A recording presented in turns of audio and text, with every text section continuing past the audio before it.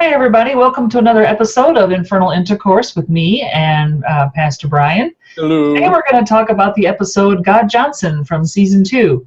So, where we actually get a character who claims to be God and has some interesting things to say to Lucifer. So I'll throw it over to Brian for some initial thoughts.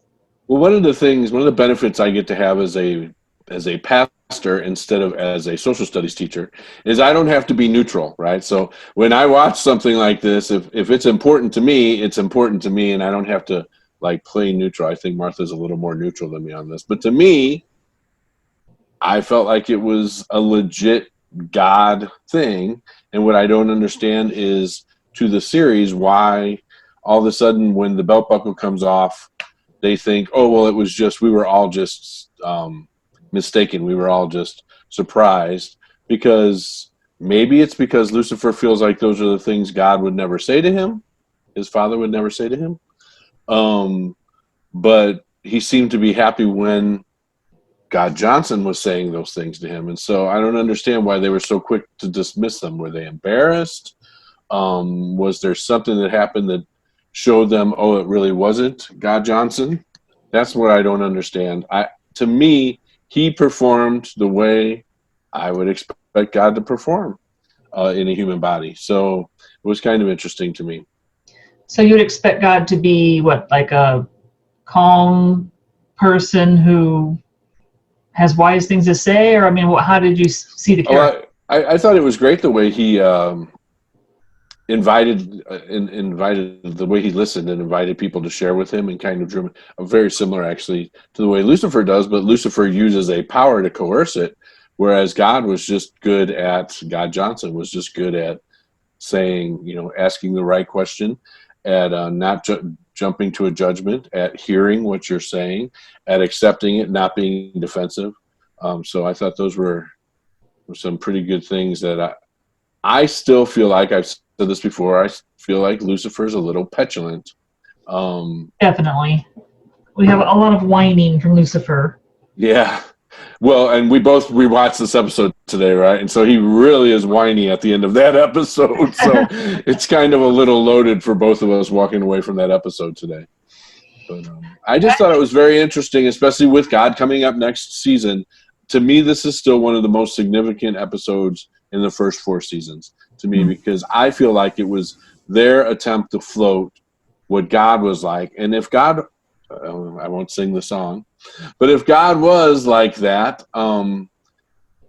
then what does that mean for the way M.Div and Lucifer and the divine goddess talk about God? That's the question.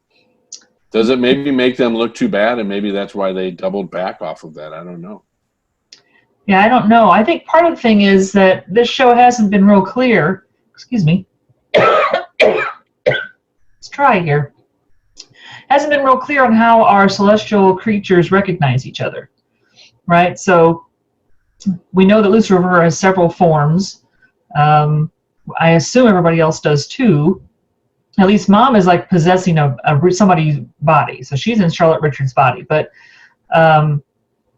Eve immediately recognizes Lucifer, but when she must have met him in the garden, that he must have looked more like, much shorter and kind of a brown person, right? And you'd think when he's been visiting Earth at various times, he hasn't always been 6'3" and white. So, but people recognize them somehow. So they're able to sense each other somehow and do this identification thing. So why can't they do it with God? Right. Well, and it's interesting because I feel like they do. I feel like Lucifer legit identifies him at one point. Not just when he first calls him Samael, which again, I hate that they use that name for him too, but not just when he calls him Samael, but then later on after he goes to test him, he's like, yeah, this is really him. And then when his mom meets him, I'm convinced that she also recognizes the father in God Johnson. But then later on, she says, oh, I knew as soon as I looked in his eyes. I think she's being defensive. I think she's playing it off because she's embarrassed. And I think Lucifer's kind of playing it off too. But I just wonder, why does he Is it more fun for him? Does it feel better for him to be the petulant child? Is that why he can't accept that his father would say those things? Or is his father really somebody that never would say those things? And maybe that's why he thinks it's not God.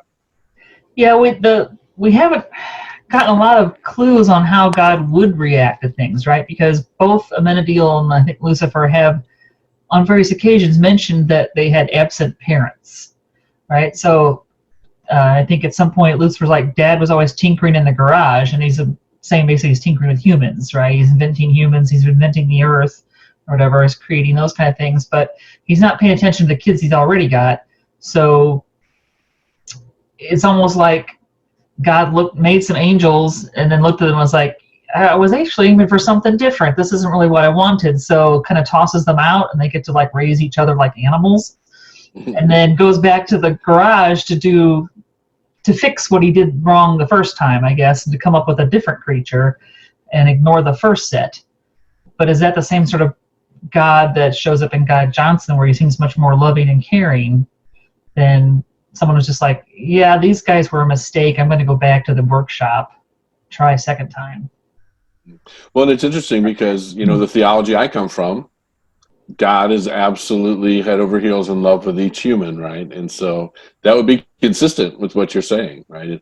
They're giving kind of a Greek God human type resentment to the other deities, right, who are jealous of God's love for humanity. So it is interesting. That's been used in movies a lot. Was it Prophecy was one of them, where I can't remember who played Gabriel in that one, but he's really ticked off that God likes humans better, and so he's causes all these things that happen in the movie. So certainly angels being resentful of humans is a trope that's been around for a while, although ours don't necessarily seem to resent humans as much. Maybe some of them do, but still we have this godlike character, which is a plug for a future episode when we talk about humanity. But right. Yeah. So we end up with this God that's not such a bad guy, and Lucifer seems to warm up to him until it's over, and then he gets mad again. And is Lucifer just so smitten with him because, again, he's got daddy issues? The show could be saying that too. Like I said, from my point of view, because I watched this from a point of view of how does it affect me, to me this was an important episode because it presents a rebuttal to the way God's been depicted by everybody else, and they present God just kind of, and don't get me wrong, it's a wishy-washy, middle of the road God, but I was pretty impressed with the way God handled the few situations where people were coming at him. Mm-hmm. So it was interesting. Yeah, we've had people say Dad's manipulative, Dad's a jerk, Dad's this or that. I think in season 3, Cain even says to Lucifer, you know what a manipulative bastard your father is.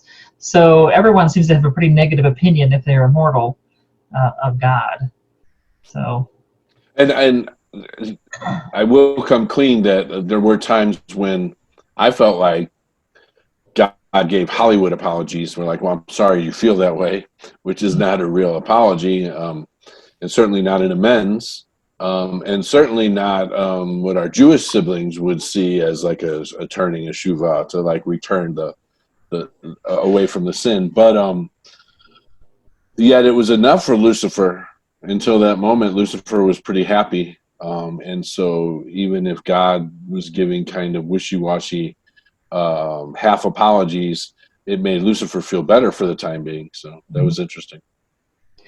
Yeah, so he does confront him there when they're both drugged and says, you rejected me. He gets to come out and just yell that at his father, which maybe is, I don't know, cleansing. Cathartic. Yeah. Cathartic. Yeah, Dad, you rejected me. You think you don't know why I'm so angry? Well, here it is. And yet we seem to have other clues in other episodes that's sort of a part of a bigger plan, I guess. God seems to reject Lucifer, but again, as I mentioned before, only Lucifer. We've never been told anybody else got kicked out of heaven. Right? He's the only one that we've been told of. And then God lets him break all these rules, like, you're not supposed to come to earth, you're not supposed to hang out with humans and whatever. But he's been letting Lucifer do that. And then he even causes someone to be born who is basically going to be someone Lucifer's going to meet. So he must have known ahead of time, God, that Lucifer's going to leave hell in about 30 years' time, and he's going to go to LA. He'll probably end up working with the police. So I need to have someone born who's going to be in LA and be an adult at this time and be with the police, you know. So he seems to be setting things up, but for what, we really don't know. But he seems to be really pushing Lucifer into something. Well, the show does not ever explain, one, how Lucifer had no control over God Johnson. It doesn't explain how he did the healing, and it doesn't explain why he wasn't affected by the Haldol. So the show does not ever explain those things. If he's not God, then why was that? Yeah. So a lot of questions raised, not a lot of answers. We do get some lovely Linda bits. You know, I love Linda. Yeah, I love Linda too. Yeah. So her helping them escape with it, and all the feathers in their hairs and everything. I do wonder. In God Johnson's beard, that one was driving me crazy. That one feather right there. I do wonder. This is one of the episodes that won't age well, though. Yeah. Because the depiction of the people in the asylum is pretty, like, 1950s sort of. Everybody in the asylum sees invisible things or think they're God or something. That's like, yeah, I don't really think that's what I would find if I went to a psychiatric ward, that everyone's playing with invisible playing cards or something, you know. Oh yeah, it was the cliche, just like One Flew Over the Cuckoo's Nest kind of thing. I'm sure that my mental health advocate friends would be horrified by the way that was depicted and the way that the nurses and the doctors talked to them and things like that. Yeah, I thought that was probably a little cringy, but obviously they were more focused on how do we get Lucifer to talk to his dad, and how do we present God, and how do we want to have God in this episode. And there was a campy feel to that episode, and you mentioned the other narrated episode that is really, really campy, which, again, teaser for the future. We'll talk about that someday, too. Mm-hmm. But so there was a camp to this episode, but I do agree you shouldn't really do that at the expense of one of the most overlooked disabilities within our community. That's true. Okay, any final thoughts on God Johnson? I hope when God shows up next year, I hope God is like that, but I'm pretty sure that wouldn't make for good TV, so I don't think God's going to be like that. We have to have more conflict, right? Exactly. And I guess this episode brings up an idea of how will they initially recognize their father, right? Yeah, someday we'll see.